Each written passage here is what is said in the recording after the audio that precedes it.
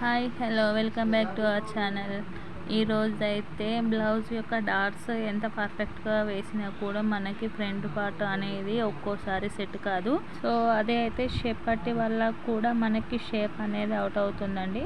So నేనైతే ఇప్పుడు పర్ఫెక్ట్గా షేప్ పట్టి అనేది ఎలా స్టిచ్చింగ్ చేసుకోవాలో చూపిస్తాను.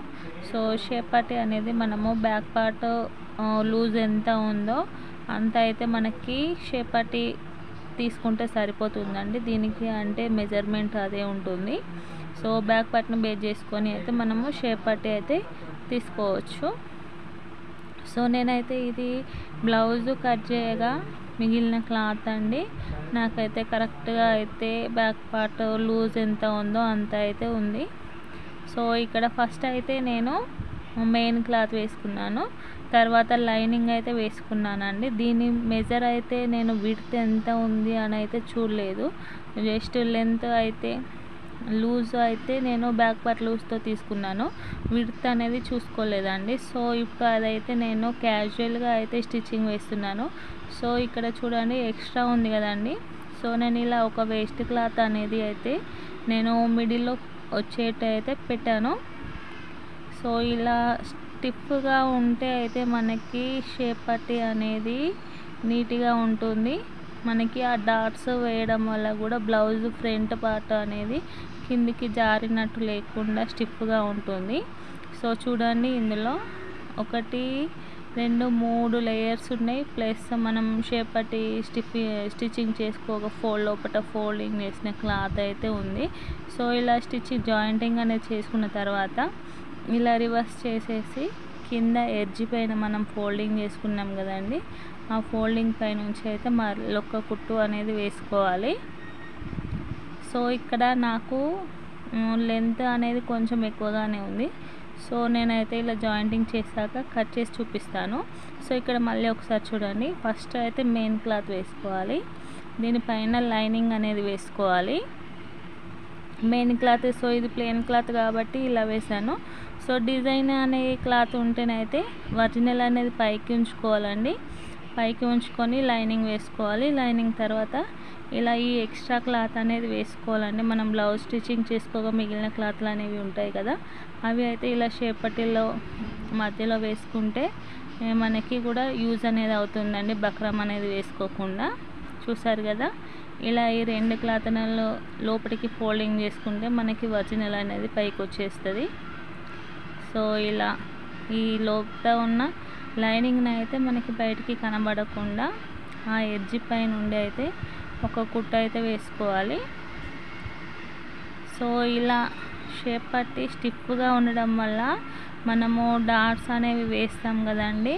సో కొంచెం డాట్ అటు ఇటు అయినా కూడా మనకి షేప్ పట్టి వల్ల మనకి ఫ్రంట్ పార్ట్ అనేది పైకి పట్టినట్టు ఉంటుంది. సో దానివల్ల మనకి ఫ్రంట్ పార్ట్ కిందికి జారినట్టు లేకుండా మనము ఎలా ఉండాలి అని అనుకుంటామో అలా అయితే ఉంటుంది. సో ఇక్కడ 2 క్లాత్లని అయితే ఈక్వల్గా అయితే కటింగ్ చేసుకుంటున్నానండి. నేను కొంచెం ఎక్కువగా ఉంది అని చెప్పాను కదా. సో నాకు కావాల్సినంత అయితే బ్యాక్ పార్ట్ లూజ్ ఎంత ఉందో అంత అయితే కటింగ్ చేసేసుకున్నాను. సో ఇక్కడ 2 ఒరిజినల్స్ సేమ్గా పెట్టుకోవాలండి. ఇక్కడ అయితే మనకి స్టిచ్చింగ్ నాకైతే ఎక్స్ట్రా క్లాత్ ఉంది కాబట్టి డైరెక్ట్గా అయితే కటింగ్ చేశాను కదా. సో మామూలుగా అయితే 4 ఇంచెస్ విడ్త్ ఉన్న క్లాత్ అయితే తీసుకోవాలండి. అలాగే లెంత్ వచ్చేసి నడుము లూజ్ ఎంత ఉందో అంత తీసుకుంటే సరిపోతుంది. ఇలా ఈ ఎక్స్ట్రా క్లాత్ అంతా కటింగ్ చేసుకున్న తర్వాత 2 ఒరిజినల్స్ అయితే సేమ్ డైరెక్షన్లో పెట్టేసుకోవాలి. సో 2 క్లాత్లు అయితే చూడండి ఇలా సేమ్ డైరెక్షన్లో పెట్టుకోవాలి. మనం ఈ 4 ఇంచెస్ పెట్టుకున్నాం కదండి, ఒక 1/2 ఇంచ్ అయితే ఇలా లైనింగ్ స్టిచ్చింగ్ చేసి ఫోల్డింగ్ చేసుకుంటే అయితే 1/2 ఇంచ్ అనేది పోతుంది. సో మనకు షేప్ పట్టి ఇలా విడ్త్ వచ్చేసి 3 ఇంచెస్ ఉండాలి. సో ఇక్కడ 3 ఇంచెస్ పెట్టుకున్న తర్వాత ఇలా సైడ్కి 4 ఇంచెస్ డిస్టెన్స్లో ఒక మార్కింగ్ చేసుకున్న తర్వాత అక్కడ అయితే 4 ఇంచెస్ డిస్టెన్స్లో అయితే 2 ఇంచెస్కి మార్కింగ్ చేసుకోవాలి పైకి. అలాగే నడుం చివరనకు వచ్చేసరికి 2.5 ఇంచులకి అయితే మార్కింగ్ చేసుకోవాలండి. సో స్టార్టింగ్ అయితే 3 ఇంచులు, మిడిల్లో అయితే 2 ఇంచులు, చివరికి 2.5 ఇంచులు ఇలా మార్కింగ్ చేసుకోవాలి. మార్కింగ్ చేసుకున్న తర్వాత అయితే చూడండి ఇక్కడ షేప్ అనేది ఇలా అయితే వస్తుందండి. చాక్ పీస్తో అయితే మార్క్ చేస్తున్నాను. సో మనకి చూసారు కదండి, షేప్ పట్టి అనేది పర్ఫెక్ట్గా వచ్చింది. సో షేప్ పట్టి షేప్ అనేది ఇంతే అండి. కొంచెము అటు ఇటుగా అనేది క్రాస్ పోతుంది, దానివల్ల మీకు షేప్ అనేది కరెక్ట్గా రాకుండా పోతుంది. సో కొత్తగా నేర్చుకునే వాళ్ళకి అయితే front part back part set అయినా కూడా ఫ్రంట్ పార్ట్ అనేది అస్సలకే సెట్ అవ్వదు. సో ఫ్రంట్ పార్ట్కి డాట్స్ అనేవి ఎంత ఇంపార్టెంటో అలాగే షేప్ పట్టి కూడా కంపల్సరీగా ఉండాలండి. సో పైన ఒక లేయరు లోపల ఒక లేయరు వేసి మనము బ్లౌజ్కి ఎలా జాయింటింగ్ చేసామో అలా చేస్తే అయితే మనకి షేప్ పట్టి అనేది ముడతలు పట్టిపోతుంది. అలాగే మనకి ఫ్రంట్ పార్ట్ అనేది కిందికి జారిపోతుంది. సో ఇలా షేప్ పట్టి అనేది స్టిఫ్గా ఉంది అనుకోండి, మనకి కరెక్ట్గా సెట్ అవుతుంది. చూడండి ఎన్ని లేయర్స్ ఉన్నాయో, ఒక 5 లేయర్స్ దాకా ఉన్నాయి. ఎక్స్ట్రా ఉందనేసి లోపలికి ఫోల్డింగ్ చేశాను కదా.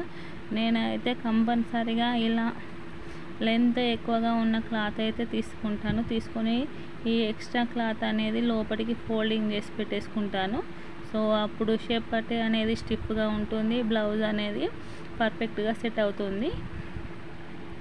సో నాకైతే ప్లస్ పాయింట్ ఏంటి అంటే నా షేప్ పట్టి ఈ స్టిచ్చింగ్ వల్లనే నాకు బ్లౌజెస్ అనేవి పర్ఫెక్ట్గా సెట్ అవుతున్నాయండి. సో మీరు కూడా షేప్ పట్టి అనేది ఇలా స్టిచ్చింగ్ అయితే చేసి చూడండి. సో ఇక్కడైతే ఇన్విజిబుల్ అయితే చేయట్లేదండి, ఇక్కడ కటింగ్ చేసి చూపించాను కదా. సో స్టిచ్చింగ్ చేయాలి అనేసి అయితే మీకు ఇలా అయితే స్టిచ్చింగ్ అయితే చూపిస్తున్నాను. సో ఇలాంటి వర్క్ బ్లౌజ్లకి కానీ పట్టు బ్లౌజ్లకి కానీ ఇన్విజిబుల్ అనేది వేసుకుంటే మనకి బ్లౌజ్ ఫినిషింగ్ అనేది నీట్గా ఉంటుంది. సో అలాగే ఇలా క్లాత్ మెయిన్ క్లాత్ పైన షేప్ పట్టిని అడ్జస్ట్ చేసుకుంటూ వేసుకోవాలి. కానీ మెయిన్ క్లాత్ని కానీ అలాగే షేప్ పట్టిని కానీ లాగకుండా వేసుకోవాలండి. అలా లాగితే కూడా మనకి షేప్ అనేది డిస్టర్బెన్స్ అవుతుంది. సో చూసారు కదా, ఇలా క్లాత్ని అయితే రివర్స్ చేసి దానిపై నుండి అంటే మనకి లోపల జాయింటింగ్ చేసుకుంటే క్లాత్ అనేది ఉంటుంది కదా. సో ఆ క్లాత్ అనేది లేవకుండా ఉండాలి అంటే ఇలా పైనుంచి అయితే ఒక కుట్టు అనేది వేసుకోవాలి. సో ఇప్పుడు అయితే ఇంకొకటి చూపిస్తాను చూడండి. సో ఇలా అయితే వచ్చింది కదా. సో దీనికైతే ఈ ఎడ్జెస్కి మనమైతే క్లాత్ 2 ఎడ్జెస్ అయితే కరెక్ట్గా పెట్టేసుకోవాలి.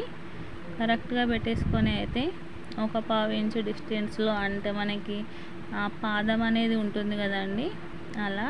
అలాగే ఇక్కడ మెయిన్ డాట్ అనేది కొంచెం పై వైపుకి ఫోల్డింగ్ చేసి ఇలా మనము షేప్ పట్టి అనేది జాయింటింగ్ చేయాలి. సో ఇక్కడ వరకు అయితే జాయింటింగ్ అయింది కదండి. ఇప్పుడు క్లాత్ను ఇలా రివర్స్ చేసుకోవాలి. రివర్స్ చేసుకుంటే మనం ఇంతకుముందు జాయింట్ అనేది ఆటోమేటిక్గా పైకి వచ్చేస్తుంది. సో మనకి జాయింట్ అనేది ఎటువైపుకి వచ్చేస్తుందో ఆ వైపుకి అయితే ఇలా దానిపై నుండి ఒక కుట్టు అయితే వేసుకుంటే మనకి షేప్ పట్టి జాయింటింగ్ అనేది అయిపోతుంది. సో చూసారు కదండి, ఇక్కడ షేప్ పట్టి కంప్లీట్ అయిపోయింది. అలాగే ఇక్కడ ఉక్స్ పట్టి కూడా వేసేసాను. సో ఇక్కడ వర్క్ బ్లౌజ్ కాబట్టి ఉక్స్ పట్టి వేసే విధానం కూడా వేరే ఉంటుంది. అది నేను ఇంకొక వీడియోలో అయితే చూపిస్తానండి. ఇప్పటికే ఈ వీడియో అయితే చాలా లెంతీ అయిపోయింది. చూసారు కదండి, షేప్ పట్టి అనేది మనకి స్టిఫ్గా వచ్చేసింది. సో షేప్ మనకి డాట్స్ కూడా చాలా నీట్గా అయితే వచ్చేసింది కదండి. చూసారు కదా, మనకి షేప్ అనేది కరెక్ట్గా కనబడుతుంది. సో షేప్ పట్టి అనేది ఇలా మన బాడీకి పట్టుకొని ఉంటే ఆ పైన ఉన్న డాట్స్ అనేవి మనకి కరెక్ట్గా బాడీకి ఫిట్ అయిపోయి ఉంటాయండి. అదే షేప్ పట్టి మనము ఓన్లీ 2 లేయర్స్తో అయితే స్టిచ్చింగ్ చేస్తే మనకి ఈ ఫ్రంట్ పార్ట్ అనేది కరెక్ట్గా సెట్ అవ్వదు. సో మీరు కూడా ఇలా అయితే ఒకసారి షేప్ పట్టి అయితే స్టిచ్చింగ్ చేసి చూడండి. డాట్స్ కరెక్ట్గానే వేసాము కానీ షేప్ పట్టి దగ్గర బ్లౌజ్ ఫ్రంట్ పార్ట్ సెట్ అవ్వడం లేదు అని ఫీల్ అవ్వాల్సిన అవసరం ఏం లేదండి. ఒక్కసారి అయితే షేప్ పట్టి ఇలా కుట్టి చూడండి, మీకే తెలుస్తుంది. సో నా వీడియో అయితే మీకు నచ్చింది అని అనుకుంటున్నానండి. సో అలాగే కొత్తవారు ఎవరైనా నా వీడియోని చూసినట్లయితే ప్లీజ్ సబ్స్క్రైబ్ అయితే చేసుకోండి. అలాగే సబ్స్క్రైబ్ చేసుకున్న వాళ్ళైతే నా ఛానల్ని అయితే మర్చిపోకుండా లైక్ అయితే చేయండి. మీరు లైక్ చేయడం వల్ల నా ఛానల్ అనేది కొత్త వారికి రికమెండ్ అవుతుంది. సో చూసారు కదండి, షేప్ పట్టి చూపిస్తాను అని చెప్పేశాను. సో చాలా ఈజీగా అయితే షేప్ పట్టి అనేది స్టిచ్చింగ్ చేసి చూపించాను. సో నా వీడియో కనుక మీకు నచ్చినట్లయితే please like, share and subscribe. Thank you for watching. Have a